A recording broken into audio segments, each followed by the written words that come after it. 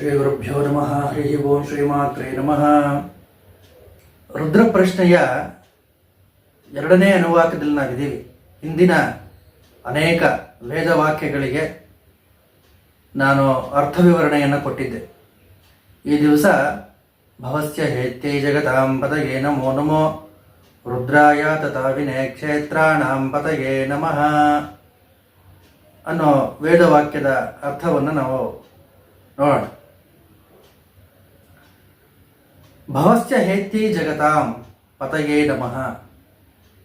ಭವ ಅಂತ ಹೇಳಿದ್ರೆ ಈ ಸಂಸಾರಕ್ಕೆ ಕಾರಣೀಭೂತವಾದಂತಹ ಅಜ್ಞಾನ, ತತ್ಫಲರೂಪವಾದಂತಹ ದುಃಖ, ಇದನ್ನೆಲ್ಲ ನಾಶ ಮಾಡುವಂತಹ ಮಹಾಪ್ರಭು ಯಾವ ರೀತಿ ಇದ್ದಾನೆ ಅಂತ ಹೇಳಿದ್ರೆ, ಇದನ್ನೆಲ್ಲ ಕತ್ತರಿಸಿ ಬಿಸಾಡುವ ಚೂಪಾದ ಆಯುಧದ ರೀತಿನಲ್ಲಿ ಅವನ ಸ್ವರೂಪ ಇದೆ. ಭವಸ್ಯ ಹೇತ್ಯೈ, ಭವದ ಬೇಗೆಯನ್ನ ಕತ್ತರಿಸಿ ಬಿಸಾಡುವ ಆಯುಧದಂತೆ ಅವನ ಸ್ವರೂಪ ಇದೆಯಂತೆ. ಆ ರೀತಿ ವೇದಗಳು ಆ ಪರಮಾತ್ಮನನ್ನು ಕೊಂಡಾಡಿವೆ. ಜಗದಾಂ ಪತಯೇ ನಮಃ. ನಾವು ಅನ್ಕೊಂಡಿರೋದು ಇದೊಂದೇ ಜಗತ್ತು ಅಂತ. ಈ ರೀತಿ ಅನೇಕ ಕೋಟಿ ಬ್ರಹ್ಮಾಂಡಗಳಿದೆ.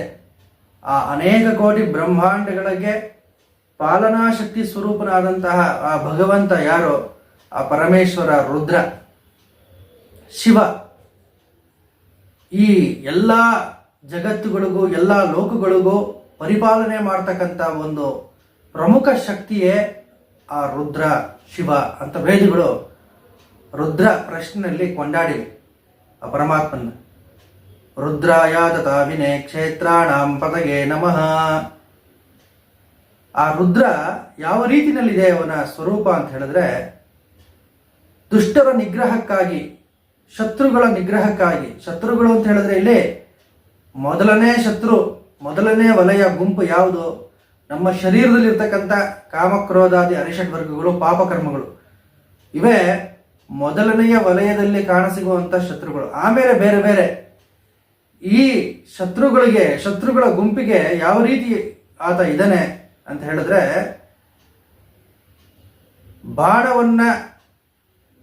ಬಿಲ್ಲು ಬಾಣವನ್ನ ಸಜ್ಜಾಗಿ ಹಿಡಿದುಕೊಂಡು ಕೈಯಲ್ಲಿ ಯುದ್ಧ ಸನ್ನದ್ಧವಾಗಿ ಯಾವ ರೀತಿ ಒಬ್ಬ ಮನುಷ್ಯ ನಿಂತಿರ್ತಾನೆ, ಆ ರೀತಿ ಧನುರ್ಬಾಣಗಳನ್ನ ಆತ ಸಜ್ಜಾಗಿ ಹಿಡಿದು ನಿಂತುಕೊಂಡು ಸನ್ನದ್ಧನಾಗಿ ನಿಂತ್ಕೊಂಡಿದ್ದಾನಂತೆ.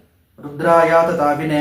ಆತತಾಭಿನೆ ಅಂತ ಹೇಳಿದ್ರೆ ಸನ್ನದ್ಧನಾಗಿ ನಿಂತಿರುವ, ಬಿಲ್ಲು ಬಾಣಗಳನ್ನ ಎದೆಯೇರಿಸಿಕೊಂಡು ಗುರಿ ಇಟ್ಟುಕೊಂಡು ನಿಂತುಕೊಂಡಿರುವಂತಹ ಒಂದು ಸ್ವರೂಪ, ಅದನ್ನು ಆತತಾಭಿನೆ.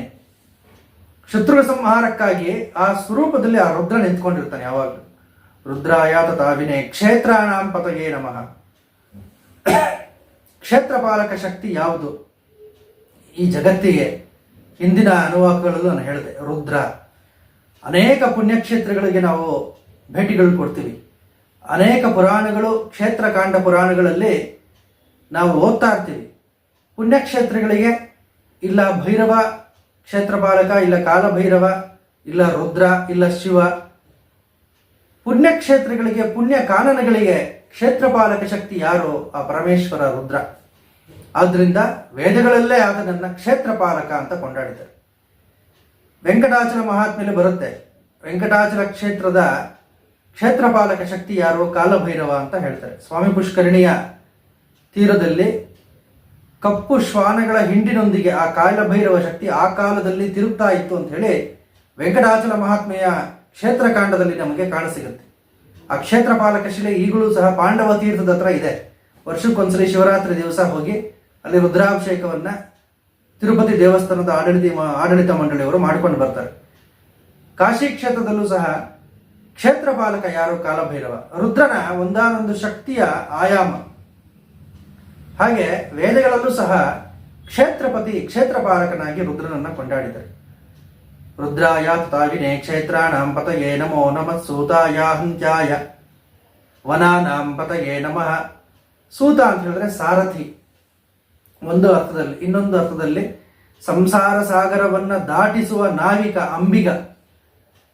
ಸಾರಥಿ ನಮ್ಮ ಶರೀರದಲ್ಲಿ ಯಾವ ರೀತಿನಲ್ಲಿ ಇರ್ತಾನೆ ಅಂತ ಹೇಳಿದ್ರೆ, ಪ್ರಚೋದನ ಶಕ್ತಿಯಾಗಿ ಇಂದ್ರಿಯಗಳನ್ನ ಜ್ಞಾನೇಂದ್ರಿಯ ಕರ್ಮೇಂದ್ರಿಯಗಳನ್ನ ಆತ ಒಂದು ಲಗಾಮ್ ಹಿಡ್ಕೊಂಡು ಕೂತ್ಕೊಂಡು ನಮ್ಮನ್ನ ಎಲ್ಲಿಗೆ ಬೇಕೋ ಅಲ್ಲಿಗೆ ಕರ್ಕೊಂಡು ಹೋಗುವಂತ ಮುಟ್ಟಿಸುವಂತ ಮಹಾಶಕ್ತಿ ಸಾರಥಿ ರೂಪದಿಂದ ನಮ್ಮ ಶರೀರದಲ್ಲಿ ಕೂತ್ಕೊಂಡಿದ್ದಾನೆ.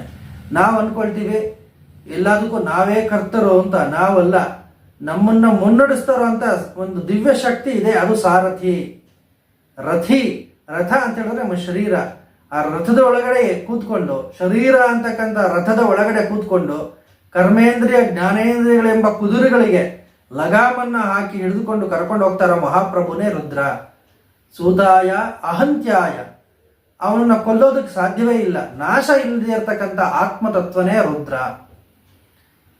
ಸ್ವಾಮಿ ವಿವೇಕಾನಂದರು ಹೇಳ್ತಾರೆ, ಪರಮಾತ್ಮ ತಾನೇ ಸಂಕಲ್ಪಿಸಿಕೊಂಡು ನಾನು ಸಾಯಬೇಕು ಅಂತ ಭಾವಿಸ್ಕೊಂಡ್ರೂ ಸಹ ಅವನು ಸಾಯೋದಕ್ಕಾಗೋದಿಲ್ಲ. ಅವನು ಕೊಲ್ಕೋಬೇಕು ಅಂತ ಹೇಳ್ಕೊಂಡ್ರು ಸಹ ಅವನು ನಾಶ ಆಗೋದಿಲ್ಲ.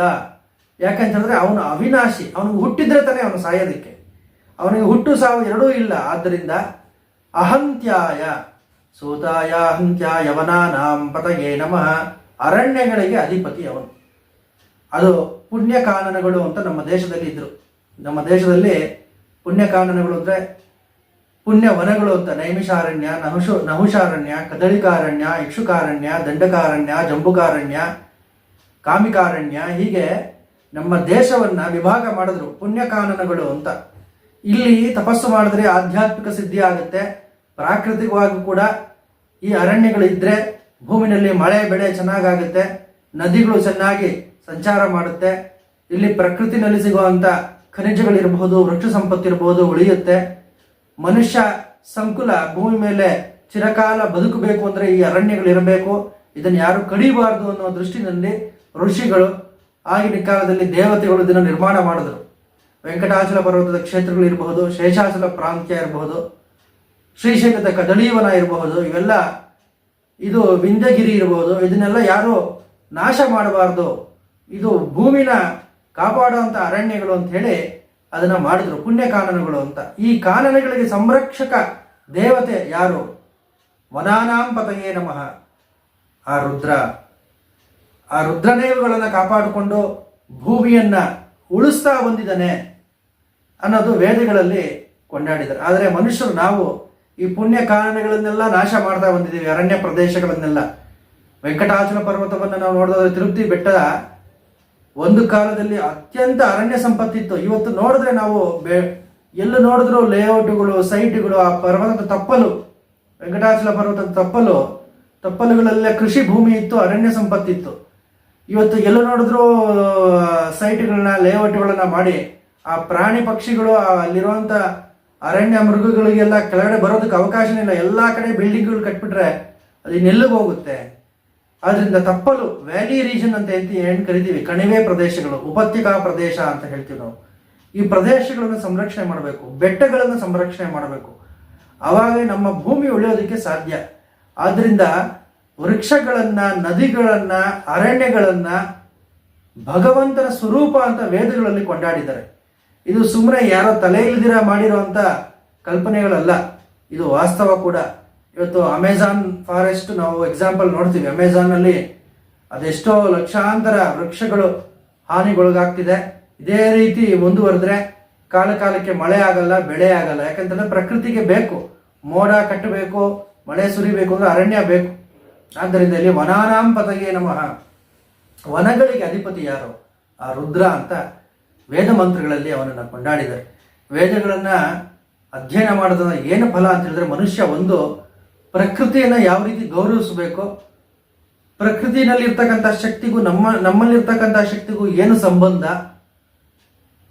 ನಾವು ಈ ಶರೀರನೇ ನಾವು ಅಂತ ಭಾವಿಸ್ಕೊಂಡು ಜೀವನ ಮಾಡ್ತಾ ಇದ್ದೀವಿ ಅಲ್ಲ, ನಮ್ಮ ಶರೀರಕ್ಕೂ ಮೀರಿದಂತ ಇಂದ್ರಿಯಾತೀತವಾದ ಇನ್ನೊಂದು ಶಕ್ತಿ ಇದೆ, ಇದೊಂದೇ ಜಗತ್ತು ಅಂತ ನಾವು ಭಾವಿಸ್ಕೊಂಡಿದ್ದೀವಿ ಅಲ್ಲ, ಈ ರೀತಿ ಹಲವಾರು ಜಗತ್ತುಗಳಿದೆ ಅಂತಕ್ಕಂಥ ಅಲೌಕಿಕ ದೃಷ್ಟಿಕೋನವನ್ನ, ಒಂದು ರಿಸರ್ಚ್ ಮೈಂಡ್ ಅನ್ನ ಓಪನ್ ಮಾಡುತ್ತೆ, ಆ ಗೇಟ್ ವೇನ ಓಪನ್ ಮಾಡುತ್ತೆ ವೇದಗಳು. ಆದ್ರಿಂದ ವೇದಗಳ ಅರ್ಥ ಪ್ರತಿಯೊಬ್ಬರು ತಿಳ್ಕೋಬೇಕು. ನಮ್ಮ ಭಾರತದ ಸಂಪತ್ತಿದು ಮನುಷ್ಯನಿಗೆ ಕ್ರಿಯಾಶೀಲತೆಯನ್ನು ಬೆಳೆಸುತ್ತೆ, ದಿವ್ಯವಾದ ಸ್ಫೂರ್ತಿಯನ್ನು ಕೊಡುತ್ತೆ.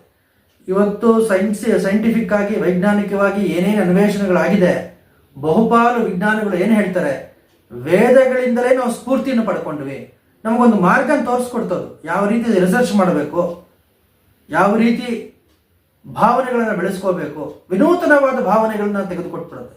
ಅದರ ಜಾಡನ್ನು ನಾವು ಒಂದನ್ನು ಇಟ್ಕೊಂಡ್ರೆ ನಮಗೆ ಅದನ್ನು ಹಂತ ಹಂತವಾಗಿ ಬೇರೆ ಬೇರೆ ಅನ್ವೇಷಣೆಗಳಿಗೆ ದಾರಿ ಮಾಡಿಕೊಡುತ್ತೆ ಮನುಷ್ಯನಿಗೆ. ಆದ್ದರಿಂದ ದೊಡ್ಡ ದೊಡ್ಡ ವಿಜ್ಞಾನಿಗಳು ಈ ಮಾತನ್ನು ಹೇಳಿದ್ದಾರೆ, ವೇದಗಳಿಂದಲೇ ನಾವು ಸ್ಫೂರ್ತಿ ಪಡ್ಕೊಂಡ್ವಿ, ಬೇರೆ ಬೇರೆ ಜಗತ್ತುಗಳಿದೆ, ಬೇರೆ ಬೇರೆ ಲೋಕಗಳಿದೆ ಅನ್ನೋ ಒಂದು ಕಲ್ಪನೆಯನ್ನು ಮುಂದಿಟ್ಕೊಂಡು ನಮ್ಮ ವಿಜ್ಞಾನದ ಅನ್ವೇಷಣೆಗಳೆಲ್ಲ ಸಾಗ್ತಾ ಹೋಯಿತು ಅಂತ. ಆದ್ದರಿಂದ ವೇದಾಧ್ಯಯನವನ್ನು ಮಾಡಿ ಪ್ರತಿಯೊಬ್ಬರು ಭಾರತದ ಸಂಪತ್ತನ್ನು, ಈ ಪರಂಪರೆಯನ್ನು ಕಾಪಾಡಿಕೊಂಡ ಹೋದರೆ ಮುಂದೆ ಭಾರತ ಬೇರೆ ಉನ್ನತ ಸ್ಥಾನಕ್ಕೆ ಹೋಗುತ್ತೆ ಅನ್ನೋದು ನಮ್ಮ ಸದಾಶಯ. ಹರಿ ಓಂ ಸ್ವಸ್ತಿ.